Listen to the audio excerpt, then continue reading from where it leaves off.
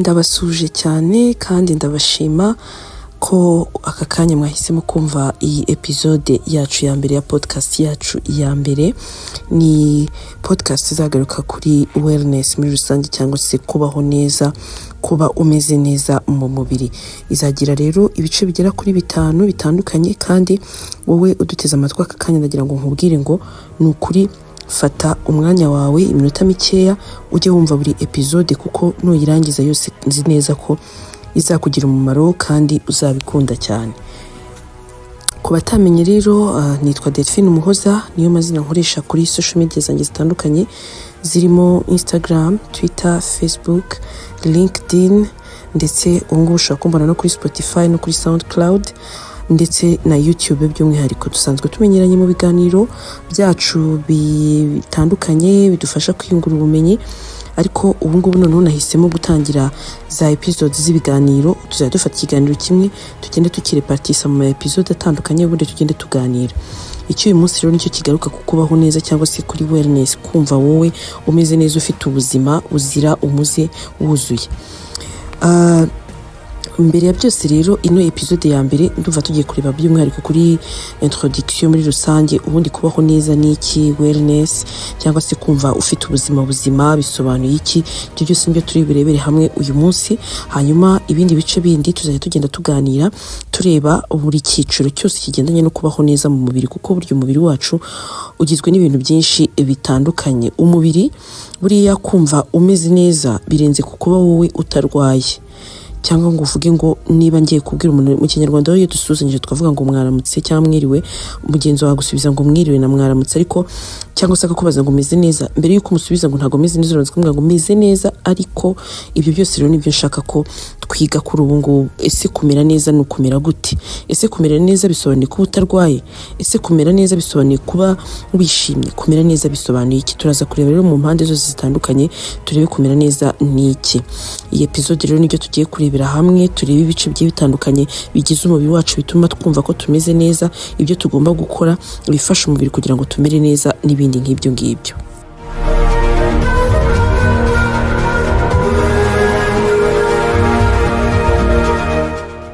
Mu gutangira rero muri ino episode yacu, reka nkubwire ngo usangize mugenzi wawe iki kiganiro kugira ngo nawe kize kumugeraho, kuko ushobora gusanga hari uwo byafasha cyangwa byahindurira ubuzima, kugira ngo hatazagira agace na kamwe k'iyi episode cyangwa k'izi episode kamucika. Duhere ku kintu cya mbere, ubundi kumera neza ni iki? Kumera neza ntago ari ukuba utarwaye. Icyo nicyo kintu cya mbere ugomba kumenya. Iyo uvuze ngo umeze neza, ubundi ugomba kuvuga ko umeze neza ari uko icya mbere ufite umubiri umeze neza utarwaye, icya kabiri mentally cyangwa se mu mitekerereze yawe umeze neza, emotionally ku bijyanye n'amarangamutima utababaye, utishimye cyane ngo urenze urugero, cyangwa ufite ibindi bintu bikuremereye by'amarangamutima. Amarangamutima yawe nayo agomba kuba ari ku murongo, ariko kandi ugomba kuba ufite na cyo nakwita spiritual wellness, cyangwa se kuba ufite roho nzima. Nabyo burya ni ikimenyetso cy'uko umuntu ari muzima. Ariko icyanyuma ugomba kuba unameze neza mu mibanire yawe n'abandi. Niba ibyo bintu bigera kuri 5 utabyujuje, physical, mental, emotional, spiritual and social wellness, ubwo ntabwo umeze neza. Ubutaha umuntu nakubaza ngo ese umeze neza, uzajya ubanza wibaza ibyo bintu 5 uvuge ngo ese meze neza koko. Umugabo witwa Dr. John Travis ni umwe mu bahanga mu bijyanye n'umubiri wa muntu no kumera neza. Yanditse ibitabo byinshi bitandukanye, akora za study. We asobanura ko kumera neza ari process cyangwa se inzira yo kuba wahinduka umuntu ugira amahitamo meza kugira ngo ubeho neza. Mu Cyongereza yagize ati, it is a dynamic process of becoming a well and making conscious choices toward a more successful existence. Bivuze iki rero? Kuri we kumera neza ni balance, cyangwa se ni ugushyira ku munzani ibintu runaka cyangwa se iyo process runaka ikugeza ku kuba umeze neza, bityo ukabasha kubaho ubuzima bwiza. Ni ukuvuga ngo ni ya mitekerereze, wa mubiri wawe, roho yawe imibanire yawe n'abandi n'amarangamutima byose biri gukorera hamwe bikaba biri balanced cyangwa se biri ku munzani mu buryo buringaniye, bityo bigatuma umuntu amera neza. Wenda ibyo byo birakomeye, ariko reka twifashishe undi muhanga witwa Dr. Michael Arloksky wanditse igitabo yise Wellness Coaching for Lasting Lifestyle Change. Iki gitabo ngisoma numvisemo ibintu byinshi byiza, ariko hari ikintu cyanze kumva mu mutwe cyansigayemo, aho yagaragazaga icyo nakwita nk'inkingi esheshatu zo kumera neza. Inkingi esheshatu zo kumera neza ariko zose zigendeye kuri bimwe twahoze tuvuga. Kumera neza kwa mbere ni ukugendanye n'umubiri, physical wellness. Hahandi uvuga ngo ndaryama nkasinzira, ndi kurya indyo yuzuye, ndi gukora siporo singira ikibazo, sindwaye, umubiri ibyo usaba byose ndabubihereza kandi nawo uri correspondinga nk'umubiri ufashwe neza. Icyo gihe ubwo ni inkingi ya mbere yo kumera neza. Inkingi ya kabiri yo kumera neza ni emotional wellness kuri Dr. Michael.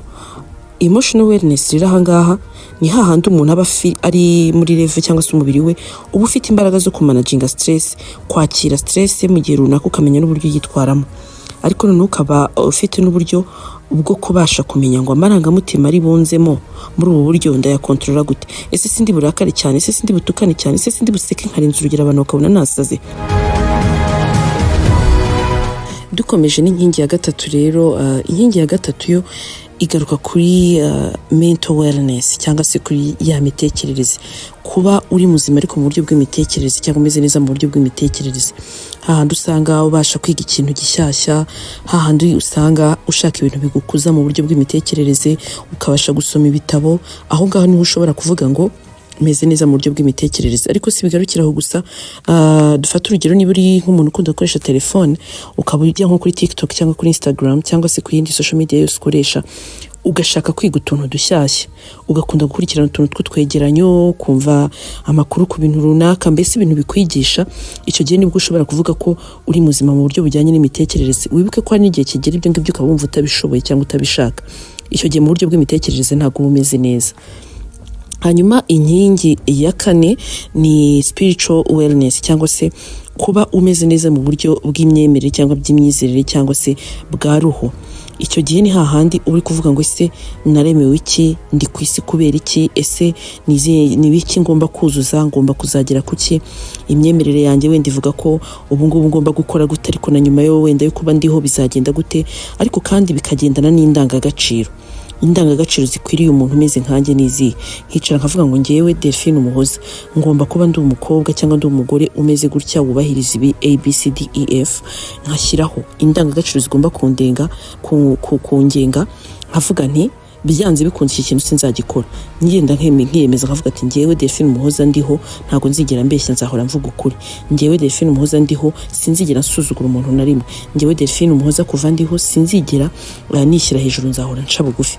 Utwo tuntu tw'indangagaciro uba wifitemo burya ni ikimenyetso. Iyo uri umuntu ushobora gutekereza ngo ngende indangagaciro zindanga, sinjya niba, sinkopeza niba ndi umunyeshuri, sinjya wenda ngira uburyarya n'ibindi nk'ibyo. Izo ndangagaciro wiha uko kubaho uri gushyira ukavuga ngo ngiye nifuza kubaho mu nzira zimeze gutyo, nibyo nakwita nka spiritual wellness. Handi uvuga ngo ndi muzima kuko mfite amarangamutima, ndi muzima kuko mfite indangagaciro runaka zingenga. Hanyuma tujye ku nkingi ya gatanu. Inkingi ya gatanu igendanye n'imibereho cyangwa imibanire yawe n'abandi. Ese ubanye neza n'abandi? Buryo utabanye neza n'abandi nabwo ntufite uburenganzira bwo kwiyemeza ngo uvuge ngo umeze neza. Ntago uba umeze neza na gato. Ahangaha ni hahandi inshuti zawe, uwo mukundana cyangwa uwo mubana mu rugo, niba uri umugore n'umugabo, community ubamo, aho usengera, mu kazi ukoreramo, abo bantu mubanye neza. Ushobora kuba ufite bya bindi byose twavuze, ukaba uri umuntu ukora siporo neza, wiyitaho, urya neza, ufite uzi kumanaginga stress, uzi kumanaginga amarangamutima, ukaba uri umuntu utekereza, wiga, usobanukirwa byinshi, usoma ibitabo byinshi, ndetse ukaba unasenga cyane yewe, ariko ukabura ikintu kigendanye n'imibanire. Icyo gihe ntago uba uri umuntu ufite uburenganzira bwo kuvuga ko umeze neza cyangwa se ko ufite ya wellness twavugaga. Ahangaha rero bivuze iki? Bivuze ngo kwiga kubana neza n'abandi, ukamenya uburyo bwo gukemura amakimbirane, ukamenya uburyo bwo kubitwaraho neza, ukamenya uburyo bwo kubahiriza gahunda mu gihe baziteguye. Ugasanga ni umuntu runaka mubana, ariko ugasanga azwiho gukererwa buri gihe abantu bahora bamwinuba. Burya ntabwo imibanire yawe n'abandi bimeze neza. Ubaha bagenzi bawe, ubashe kumenya kubabanira, nabyo bizagufasha. Hanyuma inkingi ya gatandatu nk'uko Dr Michael Alosky abivuga ni ijyanye noneho n'ibidukikije cyangwa ibituzengurutse, environmental wellness. Hahandi uba, hamwe mu cyumba uri umuntu atakureba, hamwe mu rugo uri nta wundi muntu uhari, ese inzu ubamo ifite isuku? Aho nta gucunga abantu batakureba, imyenda yawe yose ukayirunda hasi? Ese uri umuntu uri ugendera ku murongo? Ese ahantu uri ni ahantu umuntu yaruhukira cyangwa ni ahantu umuntu yahura n'ibibazo? Urugero, environment yawe ushobora guhindukira aka kanya ugasanga ni akabari, ni inzoga, ni urusaku rw'umuziki n'ibindi. Icyo gihe ntabwo ubayeho neza mu buryo bwa environmental wellness. Ikindi, dufata urugero, ahantu hose uri iteka hahora amahane, urusaku, cyangwa aba ari ubunebwe gusa. Nta muntu kwegera ngo agire ikintu akora, twiryamire, twigendere, ndarushye, ndananiwe. Ibyo bintu byose environment turimo iyo creatinga nabyo byerekana muri za nkingi 6 zigendanye no kuba umuntu ari muzima cyangwa ameze neza, cyangwa se yemerewe kuba yavuga ngo ni neza. Ibintu byose ni neza. Ubwo ni ukureba izo nkingi 6 za Dr Michael Alosky nk'uko abivuga, harimo physical wellness, emotional wellness, mental wellness, spiritual wellness, social wellness ndetse na environmental wellness.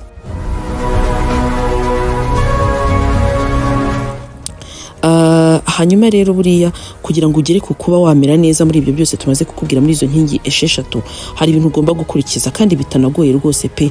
Aha ngiye kuguha tips zigendanye no kugira ngo ubashe guhora ujye uzitekereza buri munsi, uzikurikize, bizagufasha kuba wagera kuri izo ngingo zose zigera kuri 6 zo kuba umuntu yemerewe kuba yavuga ko ameze neza.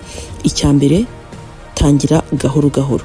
Ibintu byose ubundi ni lifestyle, ni ukugenda utangira. Uyu munsi uravuga uti ndatangira kujya nzinga imyenda iri mu cyombi wanjye, ejo uvuge ati noneho uyu munsi ndatangira kujya mfata journal nandikamo utuntu dukeya tugendanye n'uburyo umunsi wagenze, cyangwa se ntangire njye gusenga, cyangwa se uvuge ati nihagira umuntu ndakaza uyu munsi nditoza kutahita mvuga amagambo menshi ahubwo nitoze guceceka, n'ibindi nk'ibyo ngibyo. Cyangwa uyu munsi ndakora siporo, uyu munsi ndagerageza kurya imboga n'ibindi nk'ibyo. Utuntu duto duto, burya uko ugenda ukora utuntu duto duto bigenda byoroha. Bajya bavuga ngo iyo umuntu atangiye anywa ikirahure kimwe cy'amazi, bishobora kuzagera nyuma y'iminsi 10 ugasanga asigaye anywa litiro 2 ku munsi z'amazi kandi yatangiriye ku kirahure kimwe. Ubwo rero icyambere ni ugutangirira ku tuntu duto. Icya kabiri, hagaciro ibigendanye no gusinzira n'ibitotsi byawe. Ubundi ibitotsi byawe bingana gute? Usinzira amasaha yo ku munsi? Amasaha 8 urayageza nk'umuntu mukuru cyane ayogeza. Uwitwa Ariana Huffington we yabyise the sleep revolution, avuga ko ubundi ibitotsi ari ingenzi ku kijyanye no gutanga umusaruro ndetse n'ibyishimo. Niba udasinzira neza, nta musaruro uzatanga, nta n'ibyishimo uzatanga. Ibyo ni ibintu byoroshye, ni formule iri simple. Sinzira, ubundi uhita ushyiramo bihwanye ku kijyanye no gutanga umusaruro n'ibyishimo. Ikindi rero ukeneye kugira ngo ubeho neza, cyangwa se ugendere mu nzira nziza, wumve uri umuntu muzima, uvuga ati ngewe meze neza nta kibazo, ni ikigendanye no gushima. Buriya ko hari abantu batajya bashima. Ubundi bavuga ko niba uri umuntu wisuzumye ugasanga uri umuntu utajya ushima ikintu na kimwe, exercise ugomba gukora niyo gutangira kujya wishimira ibintu 3 ku munsi. Uvuge ngo nishimiye uyu munsi yuko naramutse ndi muzima, ndi guhumeka umwuka w'abazima, nishimiye uyu munsi ko mfite inshuti, nishimiye uyu munsi wenda ko nabashije kurya. Ibyo si ibintu 3 byo kwishimira ku munsi. Genda ukora ka exercise ko gushima buri munsi. Umuntu nagukorera akantu, wige kumubwira murakoze, wige kumubwira thank you, ntacyo uzaba. Kandi ibyo bintu bizagufasha mu buzima bwawe bwa buri munsi. Hanyuma hakaza n'ikindi cyo kugendagenda. Buriya kugira ngo tukumve tumeze neza, hari igihe akenshi hari imisemburo imwe n'imwe itaba release cyangwa idakorwa n'umubiri wacu kubera ko tutagenda. Urugero naguha ni nk'umusemburo wa endorphine. Uyu ni umusemburo ubundi utuma umuntu amera neza w'ibyishimo. Uyu musemburo ubundi uba released mu gihe umuntu ari gukora siporo. Niyo mpamvu uriya muri gym bishobora gutangira abantu barakaye bikaza kurangira ubona bari muri mood zinejejwe. Kubera iki? Endorphine yamaze kuba nyinshi, yabaye secreted kubera siporo, none ugasanga umuntu aranezerewe kubera ari gukora siporo. Bitangira siporo wumva yanze, ariko at the end ukumva urishimye, utekereza ko ari ihe mpamvu, ni wa musemburo umubiri wamaze gukora. Ikindi cy'ingenzi ukeneye gukora kugira ngo umere neza ni ukwita ku bigendanye n'ubuzima bwawe bwo mu mutwe.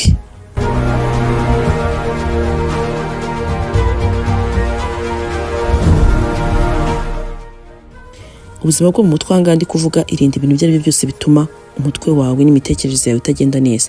Aha ndavuga na social media ubundi ugomba kugira detox ya social media, ukavuga ati uyu munsi ngewe social media ndayijyaho gake gashoboka. Nushaka uhere kuvuga ngo ndafata iminota 30 yo kuba ntari gukoresha telefone yanjye ntareba kuri social media, cyangwa se uvuge uyu munsi umwanya nari kugombye kuba ndi kuri TikTok ngiye kuwumara nkora meditation, cyangwa se uvuge ati uyu munsi ndaza gupracticinga cyangwa kugerageza guhumeka, breathe in breathe out, fata iminota 5 kugira ngo nkunde ndebe yuko namera neza. Ubuzima bwawe bwo mu mutwe ni ingenzi, kandi nutabwitaho nta wundi muntu uzabwitaho.